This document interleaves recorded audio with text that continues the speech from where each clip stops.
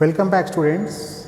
The previous classes we have seen about the DC servo motor and its applications, where to use the DC servo motor, and also we have seen that in a DC servo motor how to derive the transfer function of the DC servo motor, because the control system is also used in the DC servo motor. Like we can control the DC servo motor by using a control system. So it is by a DC motor with the help of a servo mechanism is called as a DC servo motor. Okay. Now coming to the AC servo motor, that is AC servo motor works on the supply of AC, that is AC supply voltage only should be given to the AC servo motor. Okay. Then we will see that what is the difference between the AC servo motor and induction motor. So before telling you about the AC servo motor, I will tell you that AC servo motor basically a two-phase induction motor. AC servo motor is a two-phase induction motor, except some design features may be different, but it is a two-phase induction motor. And the AC servo motor will have these things that should be different from the induction motor. Is we can say that the resistance of the servo motor will be high, the rotor resistance. The rotor resistance of the servo motor will be high, so that the X by R ratio, X means reactance and R means resistance. So the X by R ratio is small. Why should be the X by R ratio small? If the X by R ratio is small, then we get the linear torque characteristics. Otherwise, the linear torque characteristic will not be, we will be getting not the linear torque characteristics. And therefore, we will see now why induction motor also has the high value of X by R. This X by R ratio is high, and because the resistance value compared with the induction motor, the resistance value is somewhat less here for induction motor. So if you see curve A and curve B, this is the curve A and this is curve B. The curve B is a linear torque characteristics. If you draw a curve between the speed and the torque, this is the synchronous speed here.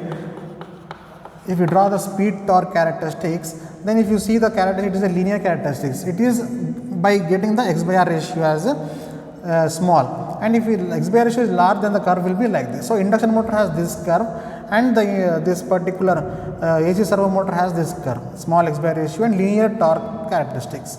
So this one curve A is by a normal induction motor, and curve B is represent the AC servo motor speed torque characteristics. Okay. The first thing what we have told about the difference between the two-phase induction motor and the particular AC servo motor is that the resistance of the rotor should be high, so that the X by R ratio should be small. So we have done that first one. And second thing is that it has two state voltages that are to be given for stator winding.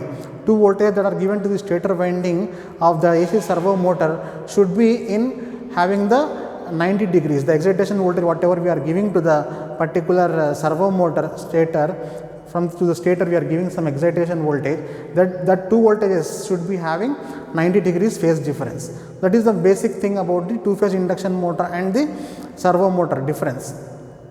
First thing is X by R ratio is small for a AC servo motor, and second thing is there are the control voltage, two voltages that are given to the stator winding. The stator will be given some winding here, some supply voltage. The voltage should be having these two voltages, this is one and this one. These two voltages should be in 90 degrees phase difference. Okay.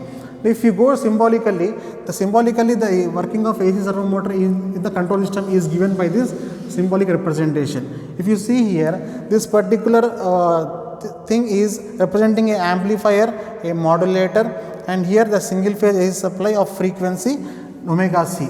We call it as a frequency omega C here. So the single phase AC supply is given to the reference winding here. This is called as reference phase, this is called as the control phase. This is called as rotor, and rotor is connected to the load here. This is the load here. If you see this load, and here you can see one more component that is called as a phase shifting capacitor. Here the capacitor is placed here. The role of each and every component plays a crucial role here.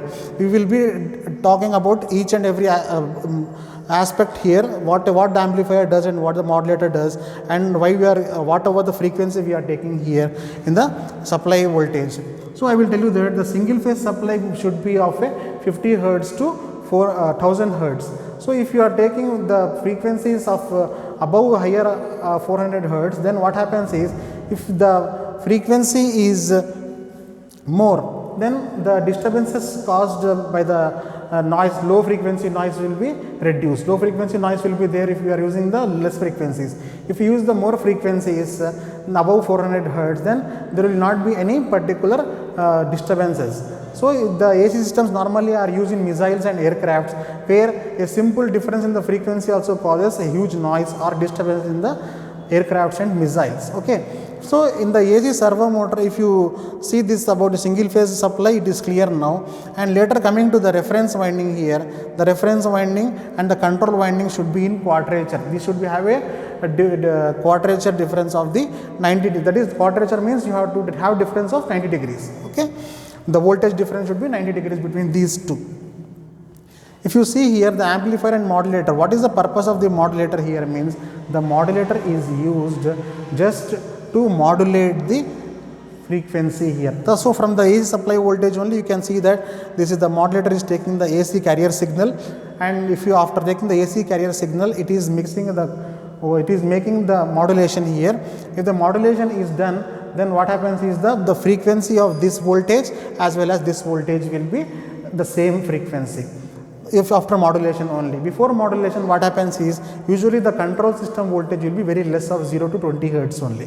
So to modulate that one, we have to add a carrier signal. If the adding of carrier signal makes the voltage to increase there, and if the voltage is the voltage frequency to increase there, and the frequency if it is increased, this frequency reference winding and about the control voltage and the reference voltage, both the frequencies are same, then we can make that particular thing to give it to the excitation. This is the control winding here. Here the control winding, the voltage is given by this particular control voltage amplifier and modulator, and the modulation is done from the AC supply only. You can see this connection, and the control winding gives the this excitation here, and the reference winding also gives the excitation here. So I was talking about the two voltages, the conditions for two voltages should be 90 degrees, I told you. So this one and this from the voltage from this winding and this winding should be having 90 degrees phase shift. So if you come here, the phase shifting capacitor is also kept here. What is the purpose of a capacitor is, it makes the two voltages to be having a 90 degrees phase shift. In other words, it will be in a quadrature, and therefore if you see that if these are in quadrature, then but this particular condition for AC servo motor will be satisfied. Okay, if the two voltages are in quadrature 90 degrees, then we will be seeing that this particular rotor will be having the speed, and the speed torque characteristics after giving it to the motor, the speed torque characteristics will be linear. As we have seen here, the small x by r and also the voltages which are here given to the this excitation purpose, used for excitation purpose, are having the phase shift of 90 degrees. So these two conditions make the AC servo motor to run properly with a linear torque characteristics. In the similar way, we will draw the AC servo motor speed torque characteristics, as well as we will be going to the transfer function of the AC servo motor also. So if you carefully observe that we are having the same supply voltage, okay, and you can see that AC servo motor works on the AC supply only, single phase AC supply.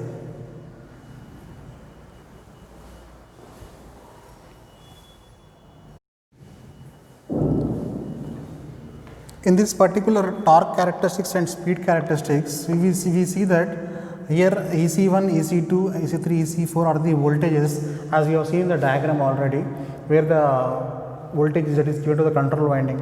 If you see here, if EC1 is greater than, EC2 is greater than, EC3 is greater than EC4, then the speed torque characteristics of a servo motor will be behaving like this. So if you see here, you can see that it is a flat or linear one here, and here also it is a linear one. So all the linear characteristics for the voltage will be there, but if the control EC1 is greater, then EC1 will be on the top and EC2 will be down. Like that, by reducing the voltages, the speed torque characteristics also will be in this particular graph as shown here.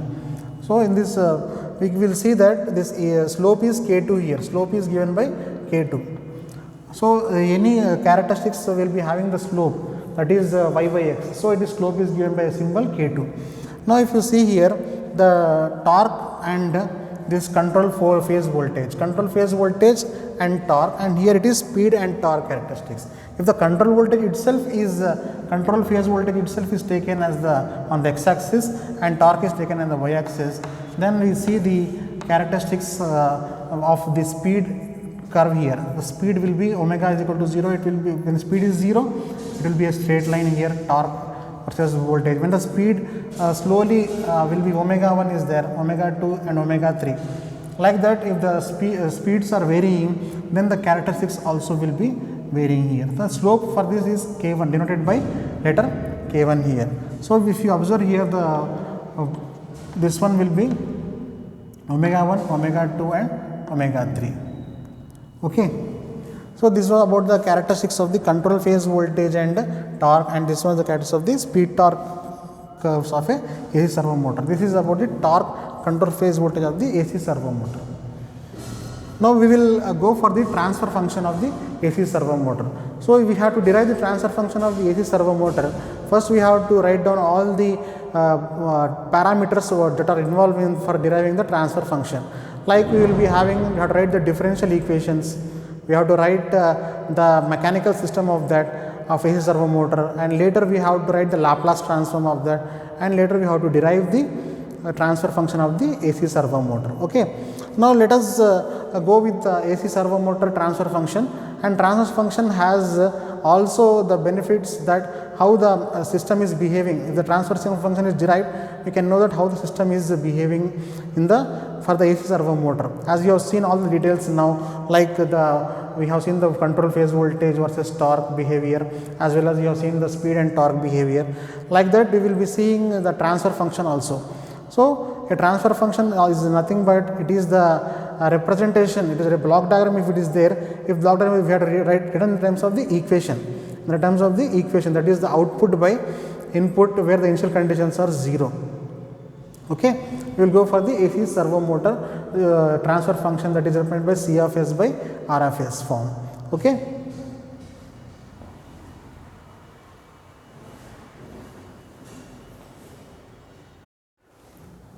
For deriving the transfer function of the servo motor, these things should be properly known for us. For transfer function servo motor, we need to know term Tm. What is Tm? Tm is the torque developed by the servo motor. Tm is the torque developed by a servo motor, that is given by T suffix small m. And theta, what is theta here? Theta is the angular displacement of the rotor. When you are giving the excitation, the rotor will start rotating, and that excitation will be nothing by given by a theta, that is the angular displacement. A motor starts rotating means it has some angular displacement. Okay, next is the TL. What is TL? Is the torque required by the load. Suppose a motor is given some load, then some torque is required to the load for the load to rotate. So because the some torque is required by the load, so that TL is called as the load torque, and Tm is called as the motor torque here. Motor torque developed by the servo motor, and TL is the torque required by the load, and J is the moment of inertia of the load and rotor. Moment of inertia of load and rotor, as all of you know what is moment of inertia. And B is the viscous friction coefficient of load and rotor. There will be some friction between the load and the rotor, so that is given by B. Letter capital B is the viscous friction coefficient of load and rotor. And as we have seen the characteristics now, that two characteristics we have seen, that the control voltage was kept constant there, and we have seen the voltage characteristics, and also we have seen the speed torque characteristics, and we have seen that almost there were the straight lines there, and also we have seen that there was a increment also there in the characteristics for the particular value increase of the angular velocity, and also the control voltage increase. We have seen the characteristics, like we have seen the each and every characteristic being the line there, and like increasing characteristics as well as the decreasing characteristics. So we have seen. So now we will see that what is the K1. K1 is slope torque versus control phase voltage. Slope of the torque versus control phase voltage, and here K2 is the slope of the torque versus speed. As we already know about the characteristics, we also know about the slope. What is the slope? We know that it is the y by x ratio. So the slope here it is given by K1 and K2. Now we will see that the torque developed by the motor is given with some equation. When you have a differential equation for a torque, we can write a differential equation as shown here, that is Tm is equals to K1 EC minus K2 into d theta by dt. What is EC? It is nothing but the voltage, control voltage, and K1 is the slope as already discussed, and K2 is nothing but the constant, which are also called as a slope, and d theta by dt. What is d theta by dt? Theta is angular displacement, displacement by t is nothing but the velocity there. Now the rotating part of the motor, and the load, the rotating part of the motor and load is also given there. Now can be modeled by the equation given by the load torque. Suppose you are having the load as well as this particular motor and load will be having some rotation. When you are connecting some load to a motor, it will have a rotation automatically. Now if you model that particular equation, then what we get, the modeling equation is TL is equals to, here T suffix L is the load torque. TL is equals to J into d square theta by dt square plus B into d theta by dt. As all of you know that d square theta by dt square, and what is d theta by dt? D theta by dt is velocity, and here it will be acceleration, d square theta by dt square. So if you are making the differential 2 times, it will be like a velocity. If you are doing the velocity velocity, you are doing the differential equation, means it will become acceleration. So the torque is given by this particular formula here, and where J you know it is the moment of inertia, and what is B also you know. B is nothing but the viscous friction coefficient of load and rotor. Now if you see these two equations, 1 and 2 equations, these two equations can be made equal. Why? Because the motor is connected to the load, and we can make Tm is equals to TL at equilibrium position. Tm is equals to TL, load torque is equals to motor torque at the equilibrium position. So we are having a equilibrium position where we see that they are balanced, Tm is equals to TL. So Tm is equals to TL, if you equate these two equations 1 and 2, written here J into d square theta by dt square plus B into d theta by dt is equals to K1 into EC minus K2 into d theta by dt. So there is a number here 3. So these are become 1, 2 and 3 equations. This equation is about the torque developed by the motor. This equation is about the modeling equation, that is a load torque. Okay, and then we are equating at equilibrium. This becomes the third equation. Now after writing the differential equations and equating the differential equations, what we have to do is we have to do the Laplace transform. Now we are taking the Laplace transforms of these equations, what we get here we will see now. After getting the transformation, so if we first do here Laplace transform here, what is the Laplace transform of this? J into what we are seeing here, J into d square theta by dt square. So it is J into S square into theta S plus B into S into theta of S. After applying Laplace transforms, we will write now.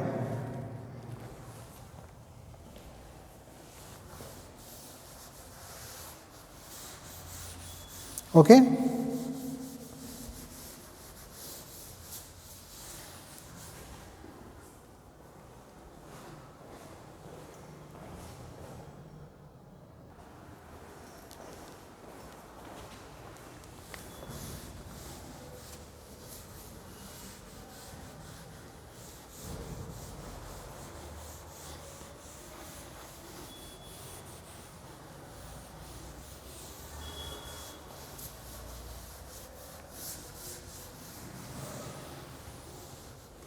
So this is the equation, J into d square theta by dt square plus B into d theta by dt is equals to K1 EC minus K2 into d theta by dt. Now if you see here Js square, applying the Laplace transform, J into S square into theta of S plus B, and it is S into theta of S, S into theta of S is equals to K1 EC. So it is K1 EC of S, Laplace transform after applying K1 EC of S minus K2 into S theta of S Why? Because it is derivative here d theta by dt. If you do Laplace transform, it will become s into theta of s. So, constant k2 will be the same thing and k1 will be the same thing here, and therefore, you are having j square into theta of s plus b into s theta of s is equals to k1 into ec of s minus k2s into theta of s. So, if you see this equation here, this equation is completely modified to a Laplace transform equation. So, if you are modifying this into a Laplace transform equation, what we will be seeing here is after applying the Laplace transform, we got this equation. Now, after getting that equation, what you have to do is we have to write this particular in the form of theta s by ec of s. So, here two things are there, ec of s and theta of s. We have to write the equation in the form of theta of s by ec of s form. To get into that form, we will write the equation here k1 by s k1 by s into js plus b plus k2 is equals to k1 by b plus k2 divided by s into j by b plus k2 s plus 1. So, if you see here, what we have done is a simple thing is we have just taken this k1 is written and k1 by s into js plus b plus k2. So, all the known terms js square plus bs common is taken plus k2 is equals to what you have done is you have done this one, and what you are doing here is you are just making this into a transfer function now. Okay.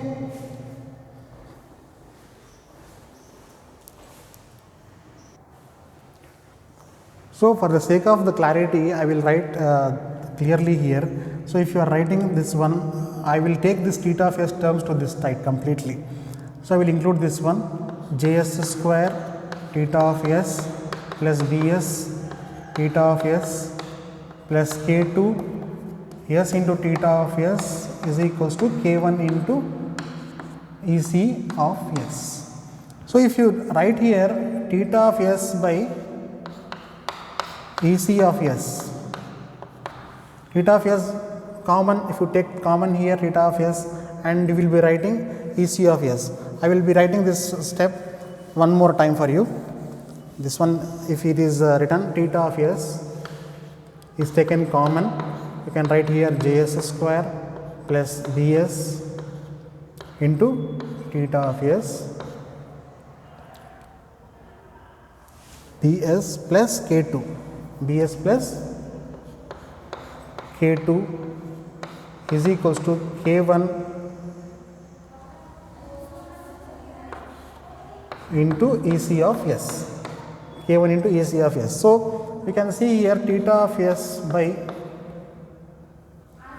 ec of s is a transfer function, theta of s by ec of s, c of s by r of s form. If you see here, that will become the equation k1 by js square plus bs plus k2, js square plus bs plus k2. Now, that one can be also written by taking the common here k1 by s into js plus b plus k2, and also we will be writing this equation in the most simplest form by writing by k1 by b plus k2 divided by k1 by b plus k2 divided by s into j by b plus k2 into s plus 1. So, if you see this one is the k1 by b plus k2 we are taking here, this one b plus k2 is only term that is separated here, b plus k2 is separated, and we will write k1 by b plus k2 here. If you take out this b plus k2, then we will write s by s into j by b plus k2 into s, because it is j square here. So, we are dividing by b plus k2 only. So, or else you can say that dividing by b plus k2. So, if you divide the b plus k2, you will get this equation, and we can write this equation as dividing both sides, numerator and denominator, by b plus k2. We will get this term as km by s.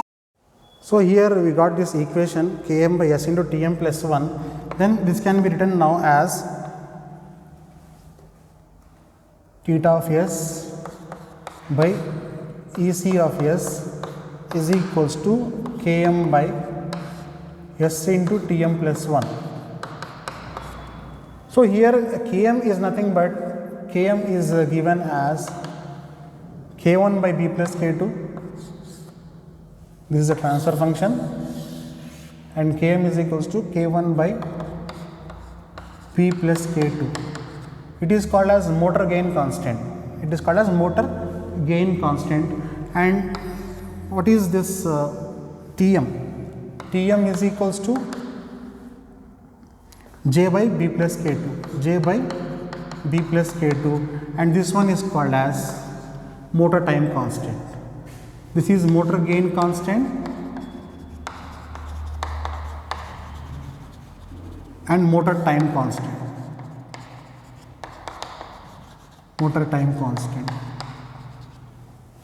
So, these km and Tm represent motor gain and motor time constants, and the transfer function for the AC servo motor is theta of s by Ec of s is equals to km by s into Tm plus 1. So, students, this is we have derived the transfer function of the AC servo motor, and also we have learned the AC servo motor modeling equation, how the model equations, and also we have seen the AC servo motor, what is the difference between the AC servo motor and induction motor. So, now after deriving the transfer function, now we will be having one more topic, that is synchros, and we will be taking that in the next class. And now I want to conclude this one. I will end the class here, students, and we will be starting in the next class.